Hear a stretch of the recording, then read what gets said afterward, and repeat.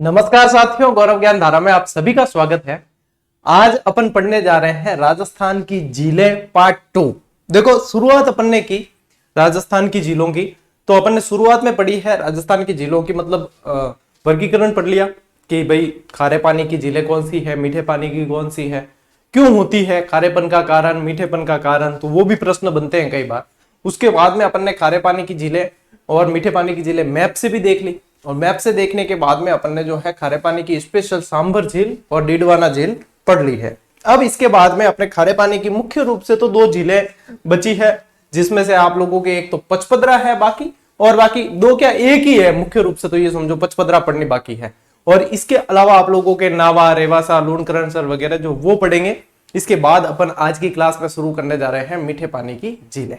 तो अब इस तरीके से आप लोग भी आगे बढ़ रहे होंगे। आज 31वीं क्लास है अपनी। भाई ज्योग्राफी का बैच शुरू किए भी अपने को काफी टाइम हो गया, और क्लास नंबर 31 तक पहुंच चुके हैं अपन। अब आप लोगों ने इसमें से कितनी याद की वो मैं नहीं जानता, लेकिन मैंने जो क्लासेस देनी शुरू की है, तो मैं मतलब जब जो बैच शुरू करूं तो उसको फिर उस क्रम के अनुसार ही लेके जाता हूं। आप लोग देख लो, अप्पा तक तो आप लोगों को चीजें बिल्कुल क्लियर हो जाएगी। जब ज्योग्राफी किताब हाथ में उठा के देखते हैं तो लगता है अरे यार, इसमें से पढ़ना क्या है, छोड़ना क्या है, बहुत कठिन चीज लगती है। लेकिन फिर जैसे जैसे पढ़ते हैं तब आसान होती चली जाती है। तो मैंने तो कर लिया भाई मेरा काम। अब आप लोगों का काम आपके लिए छोड़ा है कि ये नियमित जो है पढ़ते रहे और याद करते रहे। आचार संहिता हटने वाली है, और हटते ही धमाके होंगे वैकेंसियों के। उसके बाद में तो देखना भले, फिर तो बहुत लोग आएंगे, है ना। कहीं उधर कोई मेडिकल की दुकान पे काम करने वाला, कोई कपड़े की दुकान पे काम करने वाला, वो भी एक बार आएंगे कि हाथ आजमा लेते हैं, सरकारी नौकरी मिल जाए तो बढ़िया है। लेकिन मिलती किसे है? जो लगातार उसके प्रति डेडिकेट है, जो लगातार बैठा है। तो मैं यही कहना चाह रहा हूं आप लोगों से, आप नियमितता जो है अपनी वो टूटने मत देना, चाहे कंडीशन कोई भी है, फिर आपको कोई नहीं रोक पाएगा सफलता प्राप्त करने से। करें शुरू आज की क्लास? चलिए शुरू करते हैं। चलो भाई आओ, पहली स्लाइड बताओ। देखो, यहां तो इनको नाम है पंचभद्रा, ठीक है। वैसे पचपदरा लिखा मिलता है ना, वैसे नाम क्या है? पंचभद्रा नाम है। अब स्थिति देखे ना, तो पूर्व स्थिति इसकी जो थी वो बाड़मेर जिले के अंदर पड़ती थी। कहां पड़ती थी? बाड़मेर में। और वर्तमान, यहां पे लिख देता हूं मैं, वर्तमान स्थिति, वर्तमान ये पड़ती है कहां? बालोतरा जिले के अंदर। कहां पड़ती है? बालोतरा। अब इसका जो नाम है वो भाई आम बोलचाल के भाषा में जो है नाम बिगड़ जाया करे, तो पंचभद्रा थोड़ो के कठिन पड़े बोलने में, भी शाबू कर दियो के पचपदरा। तो पचपदरा, आप लोगों ने रिफाइनरी भी तो पढ़ी होगी, तो पचपदरा रिफाइनरी वो यहीं पे स्थापित है, ठीक है ना। तो ये अब इसका नाम हो गया पचपदरा झील, जो देखा जाए तो राजस्थान की सबसे खारी झील है, या फिर ये कह दो कि यहाँ का नमक श्रेष्ठ है। क्यों है श्रेष्ठ? क्योंकि NaCl की मात्रा यहाँ पे सबसे ज्यादा, लगभग 98% जो है NaCl की मात्रा देखने को मिलती है। तो स्थिति वर्तमान में कहां है? बालोतरा। देखो, नए जिलों के अनुसार तो अपडेट होना ही पड़ेगा, तो वर्तमान की स्थिति ध्यान में रखना, कहां पे है? बालोतरा के अंदर है, ठीक है। आमतौर में तो देखो सीधा सीधा प्रश्न पूछ ले, मान लो कि पशु परिचर की कोई तैयारी कर रहा है, तो उन्हें तो क्या है, नॉर्मली जो है सामान्य प्रश्न ज्यादा पूछने की संभावना है, तो उन्हें सीधे पूछ ले। अब यहाँ पे मैंने लिख रखा है शिक्षक भर्तियां, तो फर्स्ट ग्रेड, सेकंड ग्रेड और ग्रेड 3 की जो भी कर रहे हैं, तो उनको थोड़ा सा अपना स्तर बढ़ाना पड़ेगा। तो सारी चीजें क्लास में शामिल है, 0 से लेकर हीरो तक का लेवल अपन ने रखा है, चिंता मत करो। अब देखो, इसका विस्तार जो है लगभग 25 वर्ग किलोमीटर। आज दिन तक पूछा नहीं, लेकिन पूछने की संभावना है, इससे अपन मुंह नहीं फेर सकते, पूछने की संभावना है। तो 25 वर्ग किलोमीटर लगभग है। निर्माण किया है पंचा नामक भील ने किया है, और यह भी ध्यान रखना, यहां पे एक दलदल था, तो उस दलदल को सुखाकर निर्माण किया है। निर्माण किसने किया है? पंचा नामक भील ने किया है, इसीलिए इसका नाम क्या हो गया था? पंचभद्रा। और उसके बाद में बिगड़ के बना, अभ्रंश के बाद में बना पचपदरा, ठीक है, इस तरीके से। अब ये राजस्थान की सबसे खारी झील है, या सर्वाधिक खारा नमक कह सकते हो, या ये कह सकते हो यहाँ के नमक में 98% जो है NaCl पाया जाता है। और नमक में खारापन होता किस कारण है? NaCl, ठीक है। तो NaCl, नमक को ऐसे अपने साइंस वाले साइंटिफिक फॉर्मूले से देखो तो वह NaCl ही होता है, ठीक है, सोडियम क्लोराइड। यहां से ये नमक करना, नामक नहीं है, ठीक है। यहां से नमक प्राप्त करने वाली, यहां पे मोस्ट इंपॉर्टेंट लगाओ, मोस्ट इंपॉर्टेंट नमक प्राप्त करने वाली जाति जो यहाँ पे काम करते हैं, ये खारवाल जाति के लोग यहाँ पे काम करते हैं, ये नमक इकट्ठा करने का यहाँ पे काम करते हैं। ये पचपदरा झील का ही आप फोटो देख रहे हो, ठीक है ना। ये बहुत बार पूछा गया, एक तो ये पूछते हैं और एक ये पूछते हैं, ये मोरली नामक झाड़ी काम में लेते हैं। एक झाड़ी होती है मोरली नामक, उससे जो है नमक इकट्ठा किया जाता है। तो खारवाल और मोरली दोनों ध्यान में रखना है।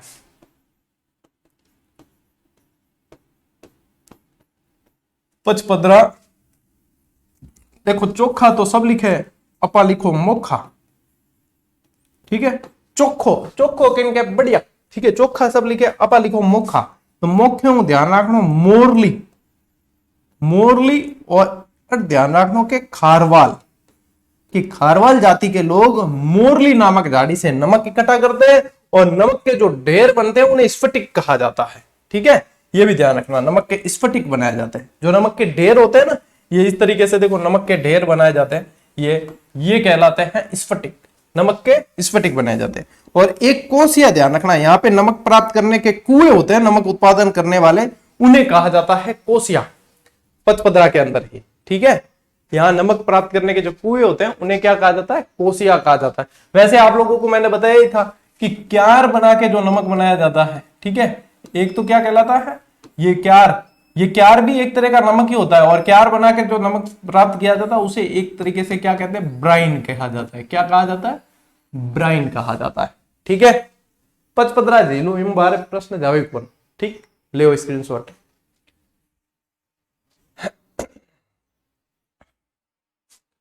ढंग से पढ़ो ना तो क्या याद करना है, इतनी इतनी चीजें याद करनी होती है। सबसे बेस्ट चीज मैं बताऊं आप लोगों को, कभी भी कोई चीजें याद नहीं हो तो टुकड़ों में बांट के पढ़ो। और मैं हमेशा उसी थ्योरी पे पढ़ाता हूं, जितनी क्लासें दी सब देख लेना। एक टॉपिक में एक ही वीडियो में पूरा नहीं करता। क्यों नहीं करता, क्योंकि फिर वो बोझ लगने लगता है और याद नहीं होता। जितना याद हो सकता है ना आप लोगों को एक दिन आपके बाकी सब्जेक्ट को छोड़ के, उतना मैं पढ़ाता हूं। अब एक क्लास एक दिन की आपको याद करने में मुश्किल से मेरी क्लास देख ली, उसके बाद आधे से पौना घंटा एक बार रिवीजन करना होता है, वो चीज याद है, ठीक है। और एग्जाम में क्या काम आएगा, याद किया वही काम आएगा।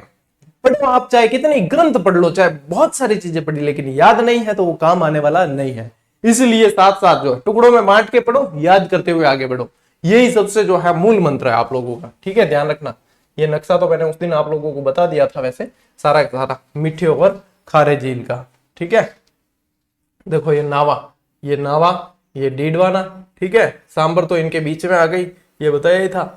और रेवासा सीकर के अंदर है, ठीक है, रेवासा सीकर के अंदर है, ये रही, ये सीकर के अंदर यहाँ पे रेवासा झील।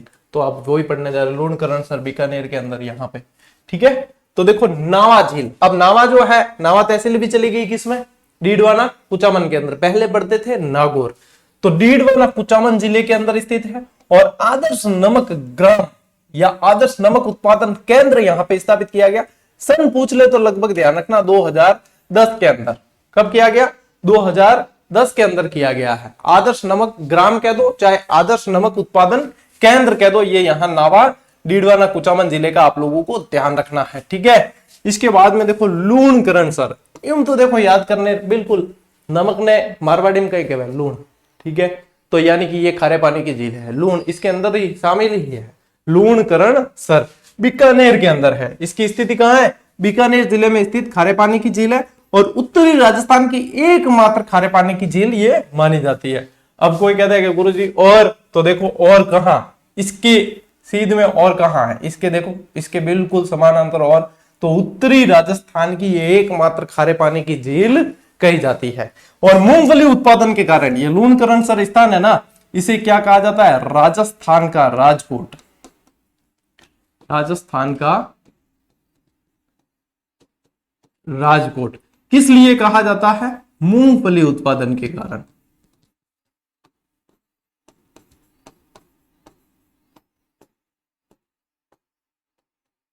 मूंगफली उत्पादन के कारण राजस्थान का राजकोट कहलाता है। आगे की बात समझ, पल्ले पड़ गई, भेजे में घुसा दियो, बिंग बाद में आगे बढ़ो।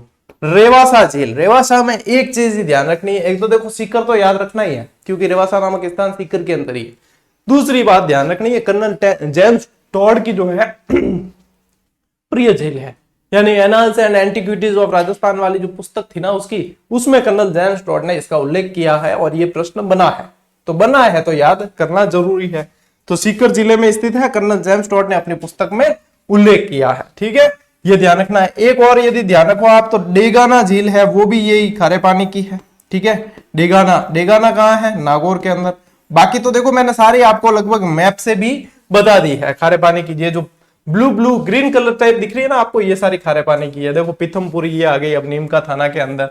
एक जने का कमेंट आया था कि सर पीथमपुरी और काछोर भी है। अरे बताइए भाई, क्लास ढंगू देखने की जरूरत है। अब काछोर और रेवासा देखो, सीकर के मायने, पीथमपुरी आ गई नीमका थाना के मायने। ठीक है, सांबर करवाई दी आप लोगों को। एक फलोदी झील है और बाप झील है, ये दोनों भी ध्यान रखना, स्थान ही ध्यान रखना इनके। तो इसमें बस फलोदी के अंदर आ गई है। कावोद और पोखरन कहाँ आ गई? जैसलमेर के अंदर। पचपदरा कहाँ आ गई? बालोदरा के अंदर। ठीक है, नावा और डीडवाना कहाँ आ गई? डीडवाना कुचामन। ताल छापर कहाँ आ गई? चूरू के अंदर। सांबर आपको बहुत अच्छी तरीके से बता दिया है और पीथमपुरी आ गई। यानी कि खारे पानी की झीलें अब लगभग अपनी पूरी हुई। लगभग ई खातिर कह दी हो गई भी, कदे कोई छोटी मोटी करके जो किताबों में आई को ना दिन तक बेहुजिया, तो लगभग अपने कंप्लीट होगी। यानी एग्जामिनर जी को पूछे है नहीं कि एग्जामिनर की दृष्टि जहां जहां जाती है वहां वहां अपन ने दृष्टि डाल दी है। ठीक है, कांटो निकल गो। ले स्क्रीनशॉट। पच है खारी खूब होगी, अब मीठे की तरफ बढ़ा। पढ़ाते पढ़ाते लाइट चली जाती है ना, दिमाग के फ्यूज ढीले होने लगते हैं। क्योंकि आज मतलब अब कंडीशन ये है, जब पारा 47, 48, 49, 50 के यहाँ हिलोरे मार रहा है, तब जो है कम से कम के भाई क्लास एक तो क्या पैनल हीट मारता है सब जगह। इलेक्ट्रिक इक्विपमेंट या हमारे यहाँ आसपास जो आप यदि कभी किसी का स्टूडियो देखने का मौका मिले तो आसपास लाइटें कितनी होती हैं? 8-10 लाइटें लगी होती है।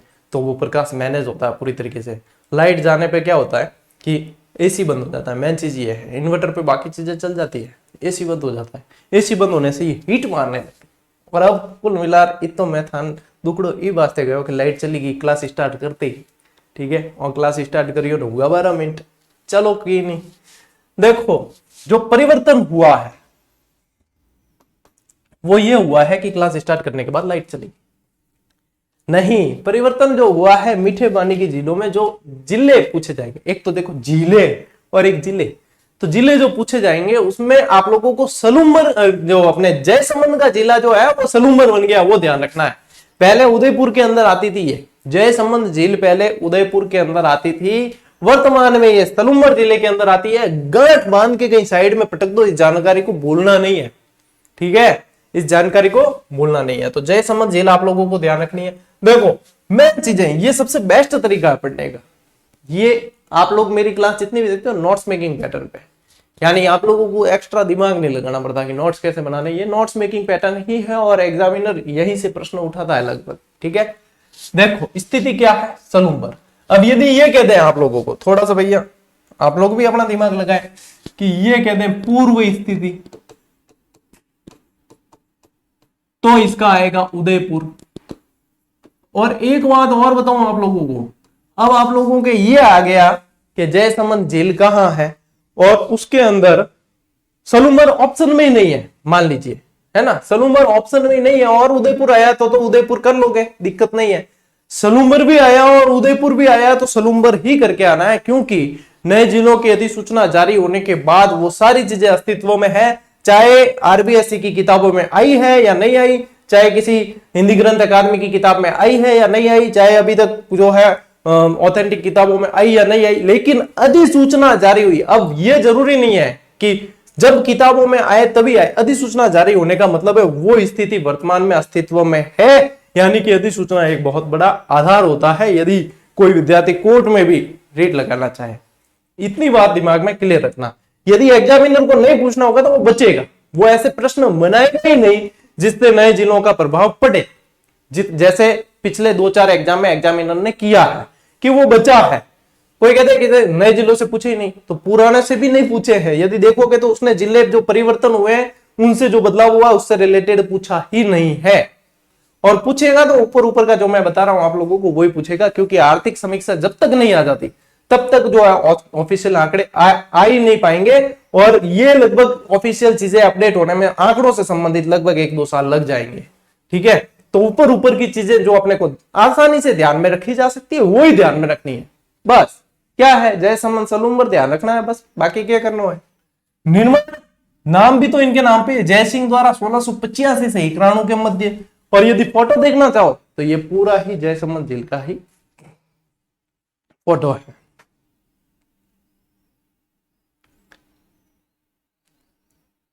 और ये जीजीडी फैक्ट है, वैसे देखोगे ना 180 नंबर का फैक्ट है। और ये अब लगभग हमारी जो है ये इस तरीके से वापस जो एडिटिंग हर एक फैक्ट पे हमने फिर से वर्क किया है, जितने संशोधन हो सकते थे वो किए, नए लेटेस्ट डेटा के अनुसार अपडेट किया है। और अब लगभग हमारा जो है 95% काम पूरा हो गया, 5% बाकी है।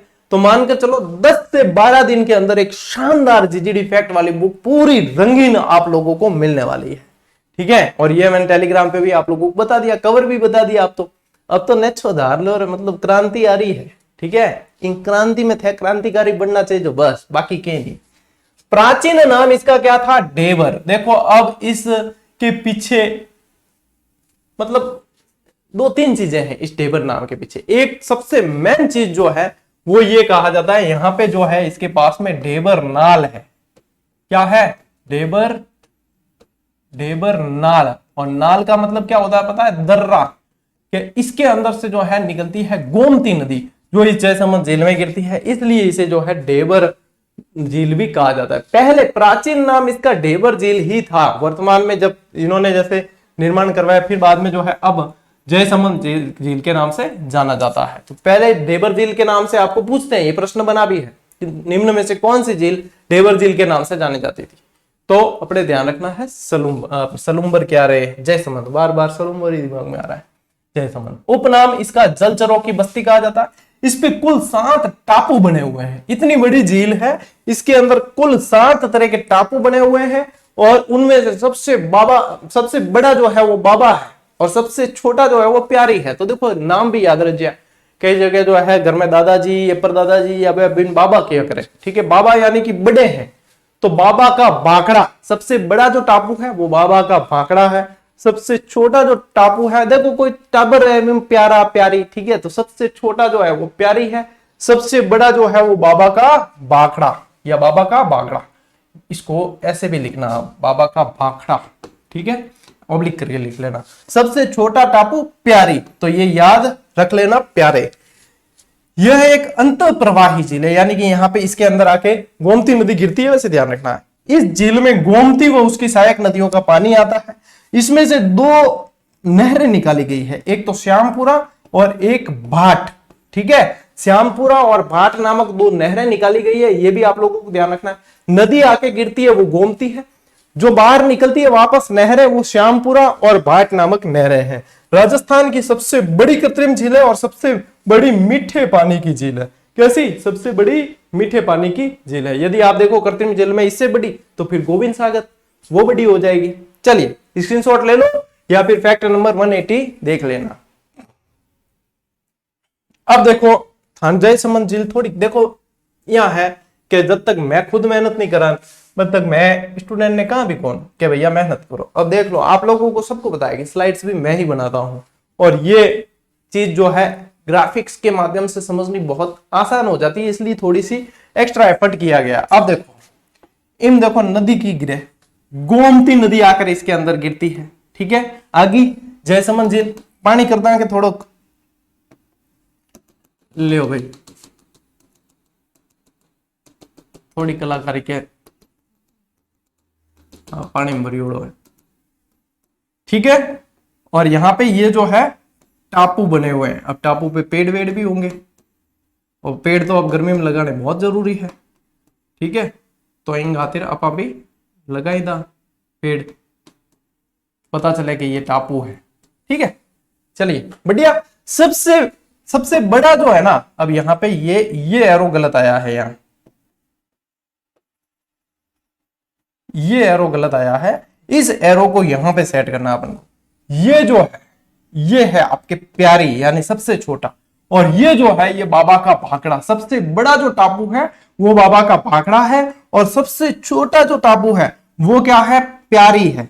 अब इसके अलावा देखो, ये प्यारा प्यारी तो हो गया, इसके अलावा यहां पे एक बना हुआ है आप लोगों के बढ़िया शानदार नर्मदेश्वर महादेव मंदिर। क्या बना हुआ है? नर्मदेश्वर महादेव मंदिर बना हुआ है। तो ये भी ध्यान रखना। इसके पास में, नर्मदेश्वर मंदिर के पास ही एक और चीज ध्यान रखें, चित्रित हवा महल। क्या? चित्रित हवा महल और रूठी रानी का महल, ये भी इसके पास बने हुए हैं। यदि पूछे तो आप लोगों को ध्यान रखना पड़ेगा। इसके अलावा चलिए, इसके अलावा इसके मतलब जयसमंद झील के देखोगे तो पूर्व के यहां पे जो है ये बना हुआ है भैया, छोटे मोटे क्या है, पठार बने हुए, पठार। ठीक है, पठार बने हुए हैं। ठीक, कटा फटा है, ये कैसा है? कटा फटा पठार है। तो इसलिए ध्यान रखना आप लोगों को कि यहाँ पे ये जो कटा फटा पठार है वो लसाड़िया का पठार यहाँ स्थित है, और लसाड़िया का पठार की स्थिति भी आप लोगों को कई बार पूछते हैं, तो वो क्या है? सलूम्बर। क्या है? सलूम्बर। तो ये लसाड़िया का पठार यहाँ पे बना हुआ है। फिर इसमें से दो नहरें निकल रही है ये। ठीक है, ये दो नहरें निकल रही है। इन नहरों का क्या नाम है? श्यामपुरा नहर और भाट नहर। तो इस तरीके से आप लोगों को ये जयसमंद झील एक छोटे से मतलब ग्राफिक्स के माध्यम से भी समझ में आ गई। ये क्या है? लसाड़िया का पठार है। ठीक है, पठार थोड़ा सा ऊपर से अपन समतल कर लेते हैं तो थोड़ा सा, चलो भाई, उगी कलाकारी।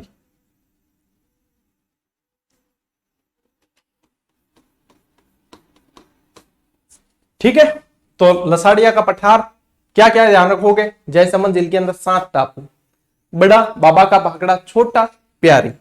पास में स्थित एक सर्वाधिक कटाफटा पठार है राजस्थान का, उसका नाम क्या है? लसाड़िया का पठार, स्थिति सलूम्बर। ठीक है, इसके अलावा नर्मदेश्वर महादेव मंदिर है, पास में चित्रित हवा महल है, रूठी रानी का महल है। अगली बात समझ, जो नहरें अंदर से निकलती है वो श्यामपुरा और भाट है, जो नदी आकर गिरती है वो गोमती है। आगे बात समझ। चलो भाई, स्क्रीनशॉट ले, आगे बढ़ो।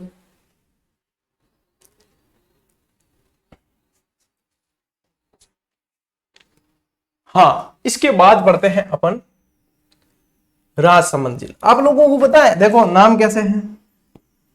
जयसमंद। ठीक है, नाम कैसे है? राजसमंद, है ना। इसके अलावा और नाम जैसे कि अपन देखें नंदसमंद। इन सब के पीछे आप लोग देखोगे एक शब्द जो है ये कॉमन आता है। क्या? समंद। ये शब्द कैसे बना है? ये बना है समुद्र शब्द से। किससे बना है? समुद्र से बना है। पहले क्या कहते? समुद्र ही कहते थे। सागर, महासागर, समुद्र, यानी जल ज्यादा पानी देखा तो वो समुद्र, तो इसलिए समुद्र कहते थे। फिर देखो राजा का नाम आ गया, जय सिंह ने बनाई तो जय सिंह द्वारा बनाया हुआ समुद्र, राज सिंह ने बनाई तो राज सिंह द्वारा बनाया गया समुद्र, इसलिए इनके फिर नाम ऐसे हो गए। फिर बाद में अपभ्रंश हो गए, समन समंद हो गए। इस तरीके से इनके नाम हुए हैं। अगली बात पल्ले बढ़ गई, ले बढ़ा आगे। देखो राजसमंद झील, ये जो है पहले जो है यहाँ के एरिया को क्या कहा जाता? राजनगर। ठीक है, और फिर राजसमंद झील बनने के बाद इसका नाम जो हो गया वो जिले का नाम ही राजसमंद हो गया, यानी कि ये एकमात्र ऐसा जिला है जिसका नाम किसी झील के आधार पे है। ठीक है, तो स्थिति कहां है? राजसमंद के अंदर। आकृति इसकी जो है ना वो धनुषाकार है। ये इस तरीके से ये झील बनी हुई है। कैसी बनी हुई है? इस तरीके से। इसके अंदर भी गोमती नदी आकर गिरती है ऐसे, गोमती में फिर ताली और इसकी सहायक नदियां ऐसे गिरती है। ठीक है, इसमें भी गोमती नदी गिरती है एक। तो ये इस तरीके से धनुषाकार आकृति में बनी हुई है। निर्माण किसने करवाया? महाराजा। महाराजा की जगह आप कर लेना महाराणा। ठीक है,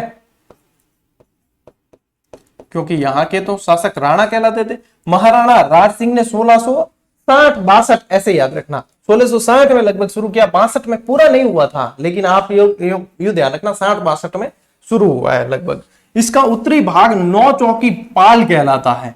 क्यों कहलाता है? क्योंकि यहां पे क्या बनी हुई है? 9 सीढ़ियां बनी हुई है। क्या बनी हुई है?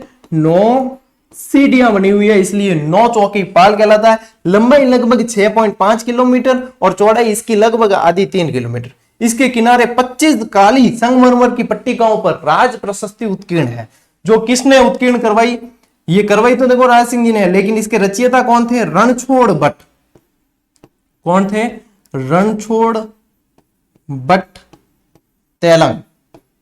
ठीक है, और क्या ध्यान में रखना? 25 संगमरमर की काली पट्टिकाएं तो है ही, ये संस्कृत भाषा के अंदर है। क्या ध्यान रखना है? संस्कृत भाषा के अंदर उत्कीर्ण है, जो एशिया की सबसे बड़ी आप कह सकते हो प्रशस्ति है, जो इसी के किनारे है। इसके किनारे, राजसमंद झील के किनारे ही एक चीज और ध्यान रखें, घेवर माता का मंदिर है। क्या है? घेवर माता का मंदिर। एक और चीज तगड़ी बता दूंगा, ध्यान, एक और ध्यान रखना, दयाल शाह का दुर्ग,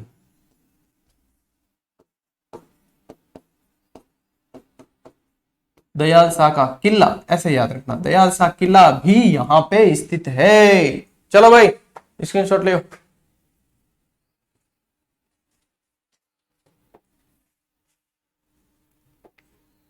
राजसमंद झील में इतनी ही चीजें ध्यान में रखनी है। अब आओ लेक पिछोला चलते हैं। झीलों की नगरी उदयपुर, झीलों की नगरी उदयपुर, ठीक है, लेक सिटी। अब ये जो है आज की क्लास में पिछोला पढ़ लेते हैं अपन, और उसके बाद में अपन मेन झीलें और भी बाकी है आप लोगों के। और कौन कौन सी है? पुष्कर, सबू बड्डी, ठीक है, मीठे पानी, ठीक है। यदि देखो प्राकृतिक की भी है, कलडेरा झील भी है, भी बताऊं थान पवित्र भी है, सब कुछ है। के अलावा फतेह सागर बाकी है, उदयपुर की भी बाकी है, अभी तो उदय सागर बाकी है, फतेह सागर बाकी है, उदयपुर की कुछ बाकी है, फिर अजमेर वाली बाकी है, आना सागर वगैरह ये नक्की बाकी है। तो कल की क्लास में इन सबको नक्की कर देंगे अपन, ठीक है, कल की क्लास में नक्की कर देंगे, आप लोगों के याद करने में पक्की कर देंगे। देखो स्थिति इसकी क्या है? उदयपुर। स्थिति इसकी भी क्या है? उदयपुर। ये पूरी झील ही बहुत महत्वपूर्ण है, इंपॉर्टेंट लगा देना, ठीक है। राणा लाखा के समय, मैंने जब मेवाड़ वंश पढ़ाया तब आप लोगों को बताया था कि राणा लाखा बड़ा लकी था, ठीक है, क्योंकि इसके समय पिछोला झील खुदी, भाई जावर की माइन से खुदी, तो राणा लाखा बड़ा लकी था। इसके समय एक चिड़ीमार बंजारे ने अपने बैल, चिड़ीमार बंजारे का नाम क्या था? पिच्छू नाम था। क्या नाम था? पिच्छू। तो चिड़ीमार बंजारे ने अपने बैल की स्मृति में इसका निर्माण करवाया। एक कारण तो इसका यह है, स्लाइड आई पर कूलिंग करी जितनी क्लास पूरी हो जाए, तो एक कारण तो इसका यह है कि पिच्छू नामक बंजारे ने निर्माण कराया, तो नाम हो गया पिछोला। दूसरा कारण यह है कि राजाओं के राजनिवास के पीछे बनी हुई थी, इसलिए भी इसको कह दिया गया पिछोला।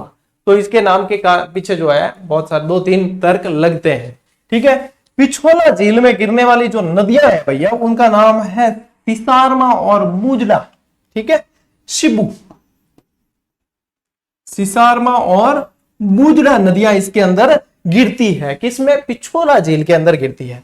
देश की पहली सौर ऊर्जा चलित नाव, इसको बहुत मोस्ट इंपॉर्टेंट लगाना, ठीक है। सौर ऊर्जा चलित नाव जो है वो पिछोला झील में चलाई गई। देश की पहली आप कह सकते हो सौर ऊर्जा चलित नाव पिछोला झील के अंदर चली, और इसके किनारे जो स्थित है वो इंपॉर्टेंट है। एक तो है नटनी का चबूतरा। ये नटनी का नाम क्या था पता है? गलकी। नटनी का नाम था गलकी। नट होते थे नट, तो नट क्या करते थे? कर्तव्य दिखाने का काम करते थे। नटों का काम क्या होता था? कर्तव्य दिखाने का काम करते थे, जैसे रस्सी पे चलना वगैरह, है ना, ऐसे सारे काम किया करते थे, तलवार पे चलना, रस्सी पे चलना। तो एक बार शर्त लगी राजा जी से कि भाई ये पिछोला झील जो है पूरी पार कर लेगी तो क्या ये राजकाज और ये सारा तेरे नाम कर दिया जाएगा। और नटों का काम होता है कर्तव्य दिखाना, चलना, तो वो तो फिर चलते चलते हुए पार करने वाली थी। लेकिन फिर सामंत जो थे उन्होंने देखा कि राजा जी ने तो वादा कर दिया और ये तो चला जाएगा ऐसे, तो फिर वो रस्सी को काट दी और नटनी जो है वहीं किनारे पे, पिछोला के किनारे गिरने से मृत्यु हो गई।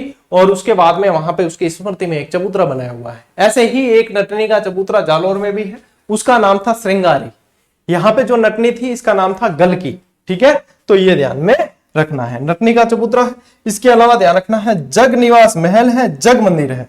ये जग मंदिर वही है जिसके अंदर 1857 की क्रांति में डुंगला से, जो नीमच से जो भागे अंग्रेज अधिकारी थे, वो डुंगला रुके थे और डुंगला से निकाल के स्वरूप सिंह जी और इन्होंने सावर्स ने यहाँ रुकवाए थे इनको, ठीक है। ये वही जग मंदिर है। इसका निर्माण जग मंदिर का वैसे महलों के अंदर पटा दिया है। इसका निर्माण करण सिंह ने शुरू किया और जगत सिंह प्रथम ने पूरा किया। फिर जगनिवास महल है ना, ये जगनिवास महल इसका जगत सिंह द्वितीय ने शुरू किया है, ठीक है। इसका निर्माण जगत सिंह द्वितीय ने करवाया। एक राजमहल बना हुआ है, राजस्थान का विंडसर भी कहा जाता है जिसे राजमहल, जिसे सिटी पैलेस के नाम से जाना जाता है, जहां राज परिवार अभी भी निवास करता है, वो भी पिछोला किनारे है। बागौर की हवेली यहीं पे है, जहां सबसे लंबी पगड़ी पड़ी हुई है, वो भी इसके किनारे है। और हवेलियां पटाई तो बागौर की हवेली बताई भी थी स्पेशल, ठीक है। ये सारी चीजें मैं कल्चर में आप लोगों को बहुत अच्छी तरीके से बता चुका हूं।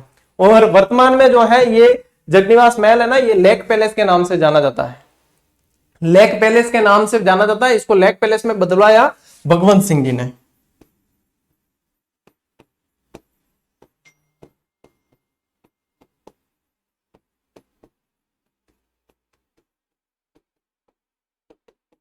लेक पैलेस में किसने बदलवाया? भगवंत सिंह जी ने बदलवाया है। इतनी बात ध्यान में रखनी है बिल्कुल अच्छी तरीके से। ले स्क्रीनशॉट। चलो भाई, इसी के साथ आप लोगों के आज की क्लास पूरी हुई। और आज जो है इस 3 दिन को काट के सिर्फ और सिर्फ करना है 1 दिन, यानी कि अंतिम मौका है। अब 1 डे लेफ्ट, ठीक है।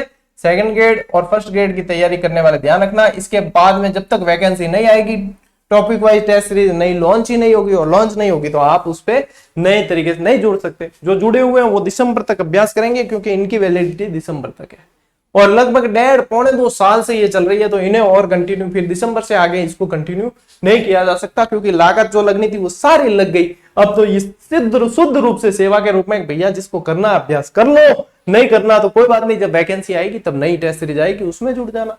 वैकेंसी आने के भी तुरंत तो आने से रही, अपनी नई टेस्ट सीरीज वैकेंसी आएगी उसके 1-2 महीने बाद आएगी, तो उसमें जुड़ जाना। तब तक जो है आप लोग चाहते हैं कि हम अभ्यास करें, तो ये अब आप लोगों के पास में अंतिम मौका है, ठीक है।